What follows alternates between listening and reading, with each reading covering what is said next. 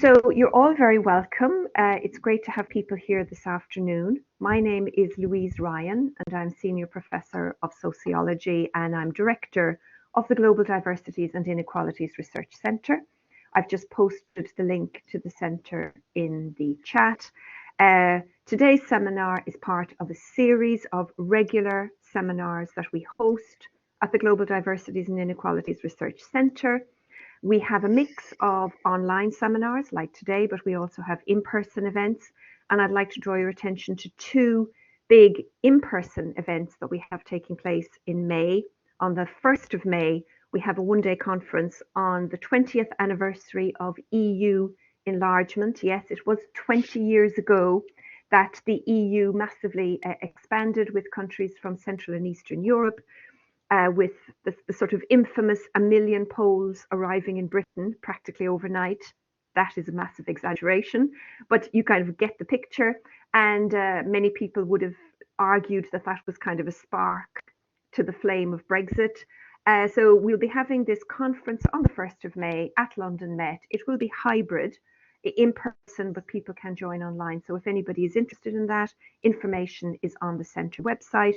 And on the 9th of May, we have another one-day event, which is a really interesting event on the theme of carnival.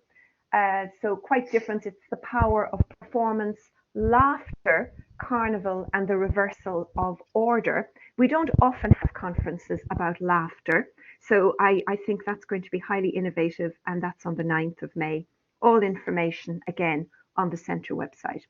So without further ado, I would like to introduce my colleague, who is a relatively new colleague to London Met, Dr. Helton Levy, who is a lecturer in digital and visual media, and he joined London Met just at the end of last year, 2023. So a big welcome to Helton to London Met, and welcome to the seminar series, and we're very excited to hear your presentation today, From Closeted Intimacies to Globalized Queerness, the struggle for knowledge on LGBTQ lives. So Helton is going to speak for about 40 minutes, and then there'll be plenty of time for Q&A at the end. So we would ask people to please mute their microphones and hold your questions until the end. Or if you need to leave before then, you could type your questions in the chat. So without further ado, over to you, Helton. Thanks very much, Louise. Thank you very much, everyone, for having me. Today, we're going to talk about the struggle for lives on the LGBTQ community. So it's a quite new subject. I'm really pleased to discuss with you today. I'm splitting my talk today in two parts. The first part, I will be addressing all the short history on queer knowledge on queer life. I don't think this is quite a popular subject. I think we know quite a lot today about the queer community, but it's less explored the extent to which, where do we start, right? So where did we start to know about the LGBT, lesbians, gays, trans, and queer people and intersex people in the West and the Global South as well. So I'll try to give you this historical summary. I'm not dwelling too much on history. I'm not a historian. I'm just a media scholar. So, but I'll try to give you this summary because it's quite easy to understand my current research if we have that summary. So I'll be discussing my recent book, the content of my recent book published last November. So it's a book about the globalization of queerness, as I'm calling it, is a queer knowledge goes global with several programs, media shows, series, TV series, Hollywood productions. So before we get to the current picture, and which I'll be also criticizing just a slightly bit to know exactly what is missing for several queer communities in today's scenario, we need to know what's the trajectory of queer knowledge or the knowledge of how queer people live across history and the past. So this is going to be, as I said, two parts. So this first part, I'll be talking about the problem of knowledge on queer life. So there we go. So the problem of knowledge on queer life is quite old one, because how do we know that someone is not necessarily a straight person? Or how do we know that person's behaving necessarily a little bit strange or different at the time. And here I'm not conceptualizing the queer term. I'm taking exactly a meaning as we receive this meaning. Queer can be a queer sexuality, can be a same-sex relationship, for example, but also queer can refer to a type of behavior or a suspicion or a scandal. So queer, and especially in the West, has had this shadow of a doubt, or the shadow of something mischievous is behind the scenes that we need to know. So I'll be dwelling on both senses over here. So how did I get to this topic, first of all? So this topic comes to me as a person who has lived both in the West and outside Western countries. I was always fascinated by how much do we inherited from global epistemologies when we are, especially when we are part of the LGBTQ community. How do we get informed about our tastes, our way of living, our directions of life? So everything has a name or is already categorized. So I started when I was finishing my last book. I was in contact with those activist groups around the world, in Latin America especially, and they were always informed of the last big thing or the last Hollywood movie. And that kind of sparked my curiosity, because I said, well, but how do you know this? Or how do we have to know those repertoires that come from so far away, and that somehow invades local life in terms of being a queer person in such a different country, but still consuming media and knowledge from from a different country, from the United States, most likely. So that sparked my curiosity to say, but how did that start? So how do we know that we should be consuming this? Or how do they know that we are queer to a large extent, and mock up our ways of being, our text, our language? So this is when all this research started. But back to history, back to our topic over here. So I'll start talking about exactly how queer knowledge on queer life has been largely fragmented. So we have here, for example, cases of ancient history. We have Sappho, the Greek poet. We have Saint Sebastian. We have the Emperor Hadrian and his lover Antino in ancient Rome. We have the Molly houses here in London. So we have so many of those fragments around across history, but none of those fragments actually can live up to be a full narrative, a full documented narrative about a queer individual. So we always have dwelling on those evidences of novelty, mystery, foreignness. I would say, for example, Sappho is a Greek poet, very popular in the ancient world. We have several others. Antino was from Egypt. So we have several elements, always composing the queer person as the archetype of a quite strange, different individual entering a particular reality. So down the line, we have the sense of being uncharted. So we have an uncharted history that involves queer life. We have the case, for example, Annie Lister. Annie Lister from the 19th century lived in Halifax, was a person who first documented in England her same-sex cases of love affairs, observation, queer life in her village. So, but does this amount to real knowledge? So that was one of my first anxieties when I was starting to research this topic, because when I started 5 years ago, I said, but is this history? Is this knowledge? So the consensus today is the knowledge is not a sufficient category to determine what queer people has lived over time. So that's what triggers this issue of understanding queer lives through a set of fragments. They're not necessarily histories or biographies, because you don't know a person just because you know their sex habits, for example, or behind so much scandal in history, it lies personalities, it lies people with complexities, talents. So it's quite hard to say, to judge queer history through those fragments that we've been collecting. So what we have is this moment of upheaval and silence and scandal. They are not necessarily a history. There's not even, as I said, knowledge, because knowledge itself is quite normative to amount to a comprehensive review of what a research or surveying queer life would be, or past queer life would be. What we actually have is in the 19th century, we start to have a more consolidated, let's call it this way, literature, especially regarding the homosexual behavior. So from the medical side, from the medicine side, the physicians started to study homosexuality as something that could be potentially a normal thing, could be a human condition, could be a social role. So that there's a lot about social roles in this time during this period. There's a lot about contrary sexual sensations, the myth of the inverted person or the Uranian person, as this was a common terminology at the time. So we started the 19th century much indebted to the medical literature to see homosexuality as something that could be potentially inserted or embedded in society.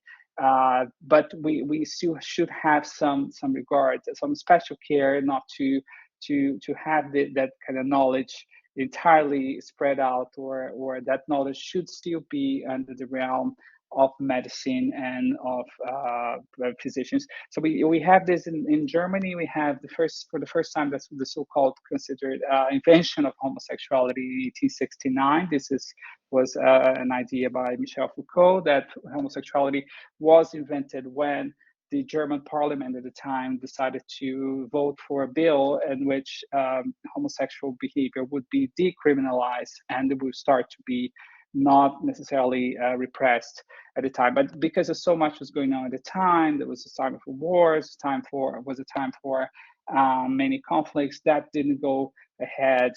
But still, the discussion continued over time. We have in the 19th century, it gave birth to the homophile movement. The homophile movement probably is today's, it's not well known, it's quite underexplored, but it has laid the foundations for today's consideration of homosexuality as a category of behavior, let's say this way. We have the Magnus Hirschfeld's Institute for Sexuality in Berlin that was later closed by the Nazis, was one of the pioneer institutions of really having this study of homosexuality, again, and still as a medical category, as an everyday aspect of life. So this congenital nature of homosexuality would be, according to them, finally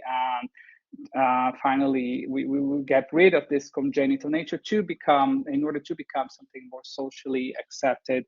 Unfortunately, they tie themselves to some peers here in England, but those peers were not necessarily good people. They were more scholars. They were the same scholars that were studying, for example, eugenics at the time. So that the kind of alliance with the British didn't go ahead. But that particular knowledge, it was revised by many organizations at the time, many committees that were actually much involved in studying cultural strategies to include homosexuals in social life. So the knowledge, again, back to the knowledge issue, the knowledge on homosexuality was coming to groups that were actually doing some work to include, so that we have the Meta-Teen Society, for example, in New York, that's entirely built on knowledge that were 50, 60 years before started to be propagated by the Hirschfeld Institute. So the Meta-Teen Society had the secret, had the secret status and had secret meetings across the United States, and had the Daughters of Delight. It was the female counterpart for lesbians to meet across the United States. But that society, even though today is seen as something that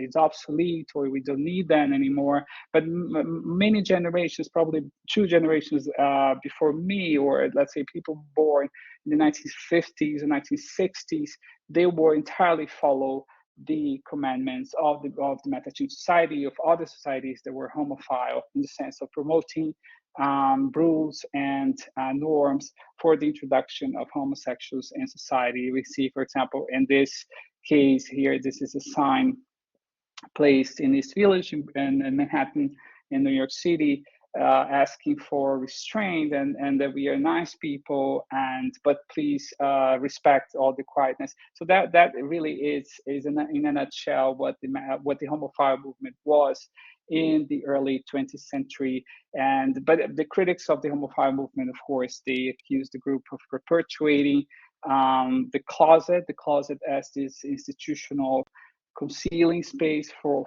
homosexuals. So they were accused of trying to fit in, but actually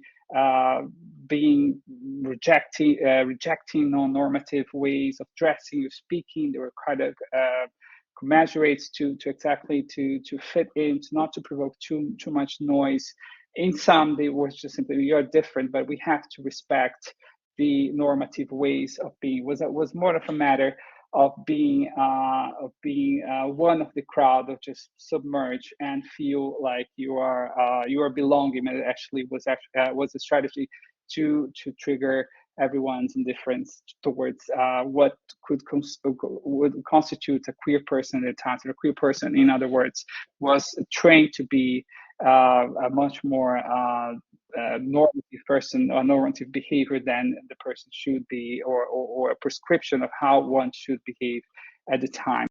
So this is just quite at the very beginning. So we have the gay liberation as proposing a break with the homophile movement. The homophile movement becomes finally obsolete in the 1970s. We have another type of knowledge growing up is a knowledge from the liberation movement. We see, for example, knowledge and science from protests becoming, for the first time, widespread in movements and newspapers, in the media. So from the very quiet, acceptable homosexual, we start to have this pride. And we had even a talk here in the same series about the hegemony of pride today for homosexual representation. And there we go. So we had born in the 1970s this big movement of counter hegemony to in relation to the Matachin Society and to others. So this encapsulation of the 1969, the Stonewall event, as an amalgam, as an umbrella movement for the gay community at the time, and then later for the whole LGBT community in the 90s, that was a radical change. So we have, for the first time, knowledge being mass produced and from being a single issue of behaving or fitting in, of being accepted. We have now multiple issues. We start to be, for example, more intersectional. We start for the first time create this movement, and probably is unprecedented movement of disseminating homosexual strategic thinking towards much more legalistic mindset, towards rights, towards having recognition, civil recognition, society. So we have these one-to-one meetings for example, this was quite prevalent in the United States at the time, this consciousness raising elements that instead of looking for a psychiatrist, you should look for an activist group and join and be affiliated with that particular movement. And then we are no longer individuals with sex roles, so homosexuality or gayness at this time is much more about being gay. The gayness of individuals is quite more as a broader state of being, as a broader status rather than just a sexual role or a sexual presence in the room. So we have the lesbian counterpart, which was Lavender Menace. The Lavender Menace is right now having its return. So there's more and more people researching the role of Lavender Menace in the 1970s to promote an alternative inside the alternative. So inside of the gay liberation movement, we have the lesbians meeting on the other side to get their own ways of disseminating knowledge, even with friends, with clubs, sometimes even in heterosexual events, bringing this kind of more of a more holistic perspective on how to get to liberation. We have awareness about being a lesbian, bisexuality, eroticism, observation. So no longer we are just confined to one form of knowledge. As I said, the liberation was started much more from the gay side of the spectrum or from the trans women side of the spectrum. Now we have Lavender Menace as this movement towards much more feminine way of including homosexuality as also a feminine way of existing.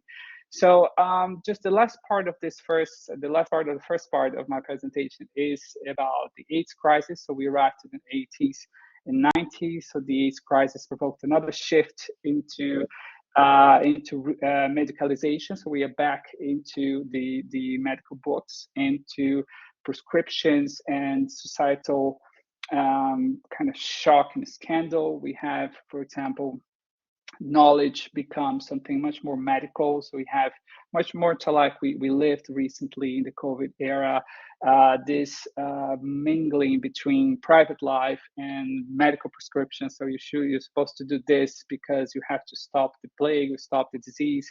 And that was exactly true especially for gay men around the world. So we have even the media. So this is a cover of a magazine at the time, was a magazine in Brazil that I found in my research was copy all this model around the world. So suddenly we have the image, the stereotype of a gay person changes into something much more medicalized, some very thin gay man, or marks on your skin, or a very thinning layer of hair. So all those things become signs to understand the homosexual. The homosexual, again, is a new shift in knowledge, and the knowledge demanded from mainstream society, from heterosexual society, of gay habits become conditioned to that particular purpose, as I said, to stop the disease, to invest in the disease. And because we have to make, for the greater good, we have to sacrifice gay freedoms, we have to sacrifice gay knowledge again. The knowledge goes to a new low. So we have the gay body nationalized, as James Corbett says. The gay person is subjected to all kinds of humiliations and images from a journalistic point of view. And this has been an angle probably repeated all across the world, even in Bollywood, movies being produced about this, and documentaries related to the homosexual as this figure that is entirely based in a disease. So we find healing just 10 years later. So I would say knowledge goes back to its avant-garde position. So we have new queer cinema, which was an expression created by the academic Rubin Rich, that saw this new cinema bringing a new, fresh look, a fresh outlook towards new ways of relating. So the first time we have not only the conversation on homosexuality, but also is an intersectionality. We have Paris is Burning giving some insight into the New York ball scene and the peripheral New York ball scene. Have Chocolate Babies, Watermelon Women. This movie here was the first movie to show a Black lesbian having an ordinary relationship with someone. We have My Own Private Idaho, or Hollywood, coming in the gay cinema area. So we have the media, and this is where my research has to shift into the media entirely, to show how knowledge starts to have another way, to start a new trajectory into people's minds. So we have new roles, for example, beyond the gay friend, the dying homosexual was a prevalent image in the 10 years before. Now we find a more diverse spectrum of representations. Hollywood invests in creating new stereotypes, new ways. We have Priscilla, Queen of the Desert. We have Philadelphia, was a movie that sparked a lot of controversy at the time, even though today probably wouldn't be made in the same terms. But it gave a lot of knowledge and oversight on the real life dramas of discrimination faced by HIV patients in America at the time.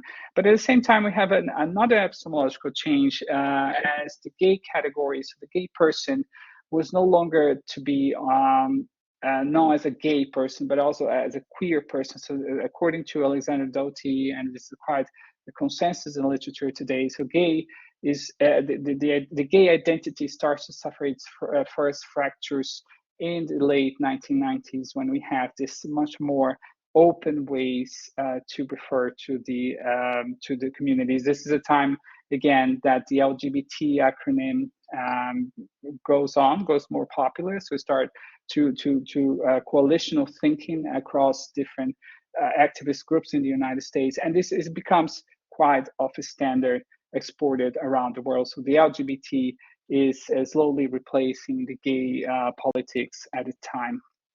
So this is the end of the first part. So this is just for those who didn't actually were too familiar with the history of queer knowledge or the knowledge on queer lives. Now I start talking a little bit more about my research. So when I take this challenge to write this book, I was meant to be giving a little bit more of the historical side, but eventually my book led towards more the more contemporary side, because there's so much to talk about that I couldn't.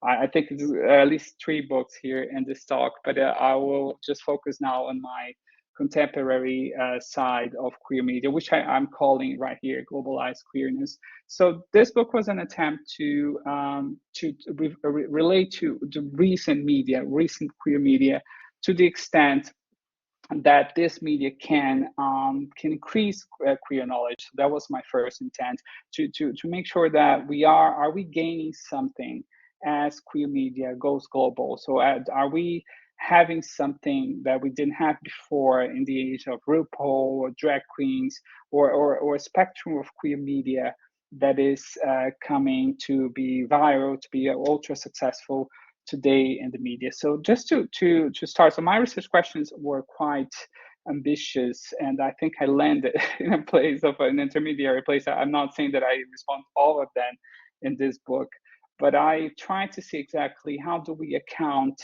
for popularity versus criticality in queer knowledge today. So how queer media can translate, but also is there anyone excluded in current queer knowledge? How do we account for impacts in terms of forms of knowledge that we have today, assuming that we have knowledge or new knowledge today? How do we account for impacts? What is a positive impact today, for example, when everything seems to be said, or everyone seems to be having some airtime?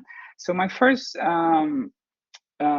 theoretical framework, I would say, or my first way, the way that I chose to pursue those questions is quite recreating a sort of genealogy, so genealogizing what I call queer commodities. So I go back to study all this history, this very recent history of the queer commodity. So the queer commodity is something more than identity. So one received with, for example, queerness is everything which is blurry, is this kind of how can I say, is more of a confusion of identities. Everything can be queer, has no boundaries. But if you look at the current literature, you see exactly the opposite, that queerness has its boundaries very well defined. And if you go back to the 1970s literature, the Beauvoir, Trilling, Williams, Raymond Williams, you see that there is a difference between identity and when that identity becomes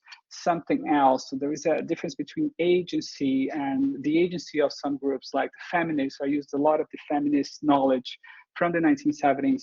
And when it's no longer feminism, it's just something else that's probably profitable, it's probably sold across the world, and no longer makes the reference to the movement itself. I also use a lot of Foucault and it's this transformation of sex into discourse. So no longer we talk about gay sex, for example, but we like to talk about makeup and transformation. So there's a replacement of discourse that happened across the last decades. There's a lot of, again, I'm not going to go into details, but there's a lot of theory here, but there's the studies. There has been a lot of discussion on reinventory. So what exactly is queer, genuine or authentic queer versus non-genuine, or at least what we call queer baiting or pink washing. There's a lot of reinventories published since the early 2000s. So I'm trying to dwell on them to make sure my research was really well subsidized. And again, of course, looking at the global south, there's so much that is not included in this current industry, in this current global industry of queer media, that is quite, it's rather easy to see what is missing from that industry. And this also based my notion of genealogies of queer commodities.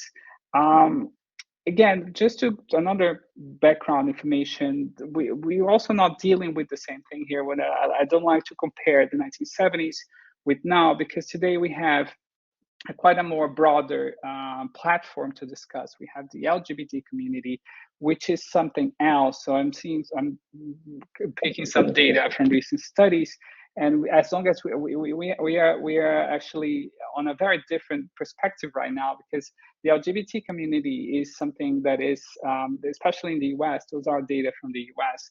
The average LGBT person is a female and is bisexual. So this is quite of a different change or shift from the time, from the 1960s and 70s from now. So today, and who is bisexual according to this data, tend to be more living heteronormative relationships, tend to be more in the closet. So it's not that we are all outside, or we are all visible, as some commentators like to say. So we still have a lot to do in terms of those who are still living as gay and lesbians or trans people, who are living in non-normative relationships or realities. And this is, if we look at the media, this data, demographic data here that I'm showing on the left, is quite confirmed with the numbers we see in the media and the issue of knowledge. So we see, for example, the bisexual representation has increased, gay man representation has decreased. We still have quite a lot of opportunity to include LGBT characters who are HIV, for example, or who are disabled. So there's a lot of absences and gaps in representation that are at odds at this sensation that we are increasing representation. The representation has improved. I think we have increased representation, but not necessarily improved to a great deal of quality, of diversity, of making sure that the community is properly represented. So now I'm going to enter in my research. So I think I have 5 minutes left, something. So let me discuss how did I approach this. First of all, I approached my first stop in this world of queer media was in the news. So I wanted to see how queer populations get represented in the news. So we have the news is one of the gateways, the main gateways of information about queer communities around the world. One thing that I found was that mostly queer communities, they are reported in the arts section of newspapers, for example, of the press. They appear in music sections, but they are less likely to appear in politics or science or society or technology. So there's this discrepancy between having to appear and always in the arts world. So if you want to get reported in the press, in a nutshell, it should be in the arts section. This is also something quite limiting. And in the count of reports, I study over 3,000 articles published in 3 years. We can see that mostly this 260, and apologies, is quite not visible. I know this quite small. I couldn't make it all fit here. But anyway, so this is 260 here, this large chunk is about globally known queer artists. So mostly the coverage of queer artists is about globally known, which are artists with largely good financial backup by large organizations, much less, for example, of local artists that get, for example, here, they get 36 points in this research, or news about drags or trans artists is 37. So it's a quite disproportionate number regarding the global coverage. And about countries, countries also vary quite a lot. This highlight on queer communities. We have, for example, Brazil, US, South Africa, South Korea, Italy, Germany, as main countries with a lot of mentions to queer culture, but not necessarily mentions. They translate into direct mentions, or they have references, but they do not have direct mentions to queer culture, which is still quite a limiting factor, especially in countries where repression still exists. So secondly, I conducted a full study on queer artistry. So I follow and interview several artists from different parts of the world. So I discussed the emergence of the queer national treasure, the persons, actors or singers were getting slowly consolidating their countries, getting acceptance. But I also saw the other way around. So I also saw artists, they do not necessarily become famous, become well known in their countries because of their queerness, but they also have to have an element of a local identity. In the case of Latin America, was an identity of a mestizaje. So it's a person who gets closer to being a mestizo, has more likelihood to be recognized as a queer artist, not necessarily this link with the outside. And in Asia was pretty much the same thing, was a quite of a mystical, you have to keep silence, you have to be almost like a superhuman to be recognized as a queer artist. So in this case, I see this constant negotiation between artistry, queerness, and local values at odds.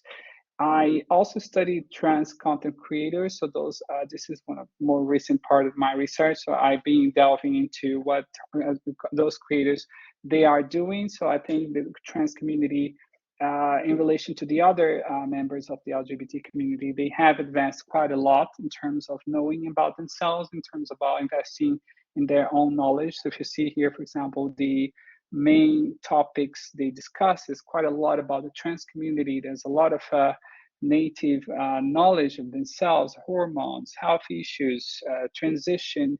There's a lot of things about clashes within the trans community. And another thing to be highlighted here is quite interesting thing is that not all trans content creators are the same. Those based countries of the global south, for example, they do tend to think about less about controversies, less about, for example, J.K. Rowling. It is a name in the sample in amongst the trans community in Europe, in the United States, but it's not in the global south. So they tend to think about much more locally in terms of what do they do to survive, for example, to escape oppression, rather than just being focused on backlashes from around the world. And lastly, I did my research on small scale artists. So I did some ethnographic study. I lived with some of those artists for a while. I tried to understand their expectations about being a queer artist versus being a local artist. As you can see, I collected several opinions. And their impression is that they have to develop layers of identities, and those layers are, some layers are more native, more local, some native, and some layers are more global. And if that's the case, they use a queer identity or even the queer name or the pronouns. For example, some have reluctance against using pronouns because it doesn't look like something native to their language, their local culture. And queer is actually somebody else or someone else to who they don't really connect on the media. So I used Goffman face work framework to discuss about points about avoidance, correction, making points. How do they relate with their queer identity in different environments? And finally, I think this is my last slide, is what I propose out of all this research is something I call possible homecoming. So I propose the artists and the queer knowledge itself becomes less centralized. I think there's still a lot of to go in disentangling those relations of production, visibility, affection. I think we tend to like things that are not necessarily lived experience, or is not necessarily close to us, which is just made to us to get some profit or just to profiteer from queer audiences around the world. There's also the advent of algorithm normativity. There's a lot of TikTok today to gender, especially when it comes to promoting agendas, promoting interest priorities. They're not necessarily local priorities, but they're algorithm-sized priorities that show to creators around the world.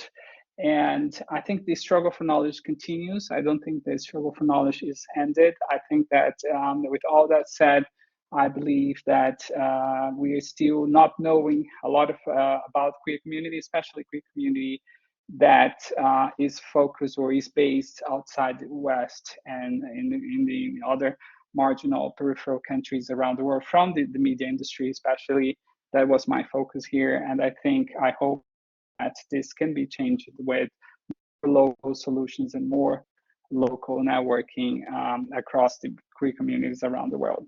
That's it. So questions. Thank you very much indeed.